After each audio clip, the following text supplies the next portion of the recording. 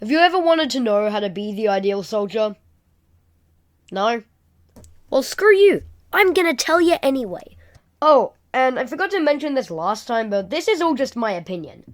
I know it's called the ideal soldier, which makes it sound like it's a fact, but no. This is just my ideal soldier. Anyways, on with the video. This is the perfect launcher for soldier. It's good for every playstyle. Attack soldier, roamer, trolldier. How can you go wrong with a good old stock primary weapon? This is one of, if not the best, soldier primary. And it gets a lot of competitive use. And that makes sense because most people who play comp soldier realize how good stock weapons are. Yeah, starting off strong. Let's move on.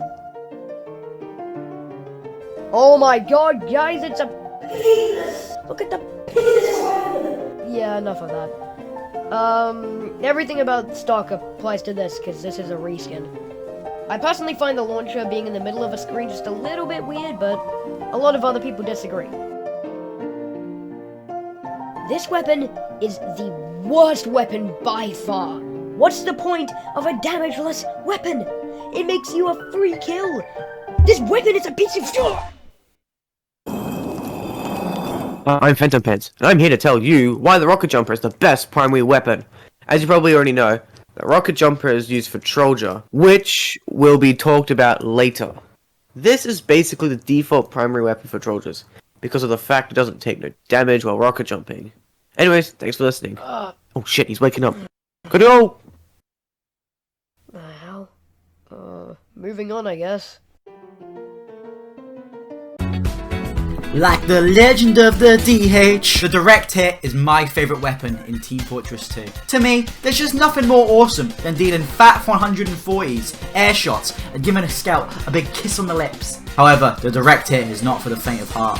Removing one of TF2's biggest crutch skill-based mechanics. Hold your breath, boys, because say goodbye to Splash. No! Fuck you! If you're like me, handsome, courageous, good in bed, you'll come to understand. Using the direct hit, you don't go for spares. We're talking strike, strike, strike every time until you hit that fat 300. The black box is a pretty good weapon for getting passive HP. I think a lot of the hate towards the black box is a little bit unwarranted. It can be annoying when your enemy essentially has a pocket medic up their ass all the time, but 20 HP per hit actually implies that they hit their shots. But black box soldiers don't really tend to do that. Oh shit, wrong series. But this is still a pretty solid weapon for soldiers. Oh boy. What hasn't been said about the beggars? And yes, it's all true. Everything people say about the beggars is true. No, it doesn't take skill. Yes, it's a very brain-dead weapon. And yes, it's very fun. So while fighting against this weapon is almost impossible, I can't say too much because I use this weapon a lot. There is one thing that does actually take a bit of skill to pull off, and that's beggars jumping. I'd show you a clip of it, but I can't do it. This weapon is so bad, like you might as well just use the beggars. It's just the beggars, but with a bigger clip size, and you can only use it in the air.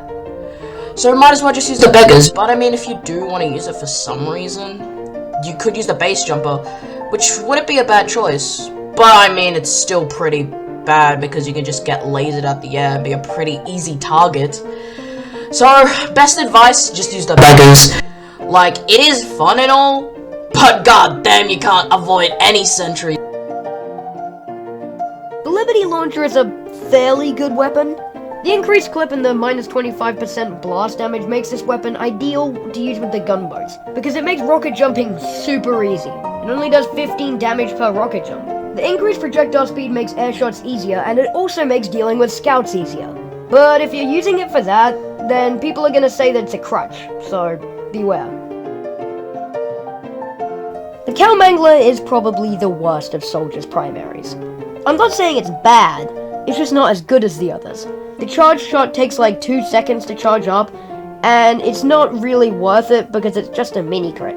So, while you're charging up a 150 damage shot, you're gonna get attacked by literally everyone in the game. And you will lose the fight. The no ammo stat only partially makes up for the slow reload speed, so this one just barely gets used because of the fact that it's a downgrade to literally everything. The stock shotgun is a solid damage dealer, and it's so reliable.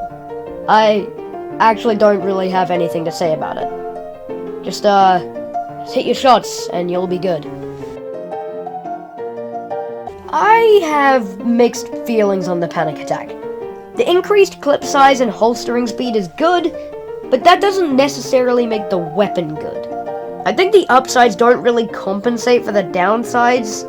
The damage isn't reliable, and the bullet spread isn't reliable either. So if you want consistent damage, use stock, and if you're in a bit of a difficult situation, use the panic attack. This weapon kinda feels unfair, because it has like a tiny ass downside and a pretty big upside. As much as I hate mini crits, they still feel a little bit overpowered, but at least they got nerfed. Mini crits when you're just in the air in general is way too much power for a shotgun to have. So if you hate people having fun, this gun is for you. Okay, so before starting with this, I have a small issue with all of the banners. It takes 600 damage to get full rage on the banners. You've got to kill 2 full HP heavies or 4 medics. So if I could buff one thing, it would be how much damage you need to get full rage. Anyway, this is a good weapon if you want to help your team. The mini crits are super powerful when you're trying to do a push, and if you want to be even more helpful, you can pair it with the disciplinary action. The battalion's backup is probably the worst banner of the 3 because it only has one use, which is sentry pushes. So if you want to destroy the level 3 that keeps killing your pocket medic, equip this. That's all I have to say. Oh boy. This thing. So you remember when I said the black box doesn't deserve hate, right? Well, if you use it with this, you're kinda just an asshole. Except for you, James, you're alright. This thing is stupid OP. You hit someone once and you gain 20 HP, plus the 4 HP that you get per second. If your medic girlfriend isn't online, then use this. But people will call you a piece of shit, and you will deserve it. Oh man, do I really need to talk about the bison? I do?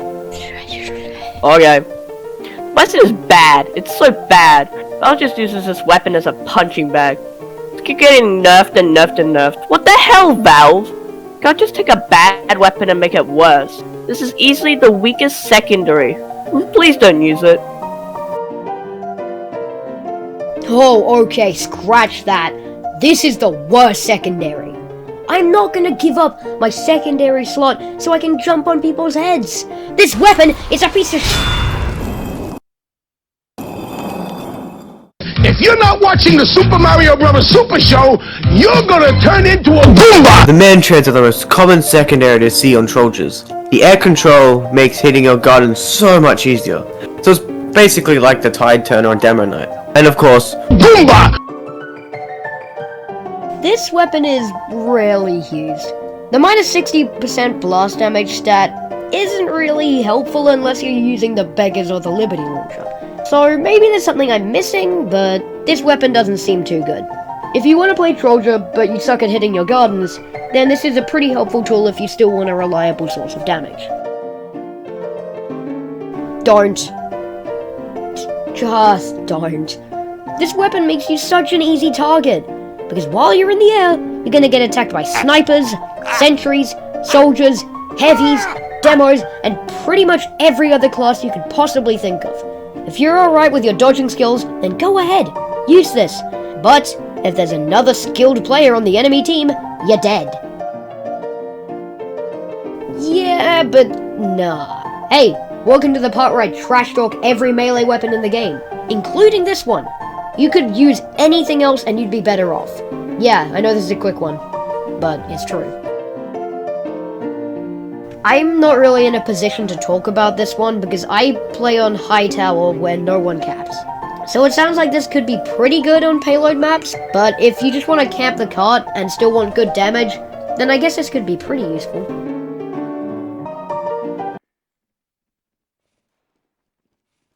Okay, so Every time I talk about useless weapons, I just kind of black out. So, I'm gonna try and stay hidden. Anyway, this is just stock, but worse. It has a slower spring speed and... Oh, motherfuck! Use this if you're a soldier. It's pretty simple.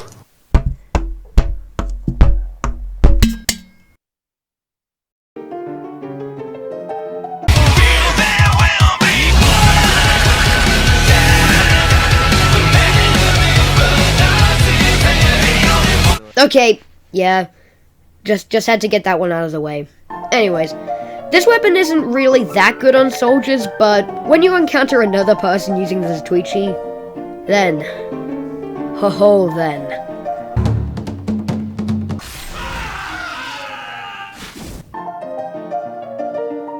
This weapon is kinda not good. It's okay if you want to go off and do your own thing, but if you want to help your team, then don't use this. Same thing as the equalizer, but this time you're marked for death, so it's just a bit worse.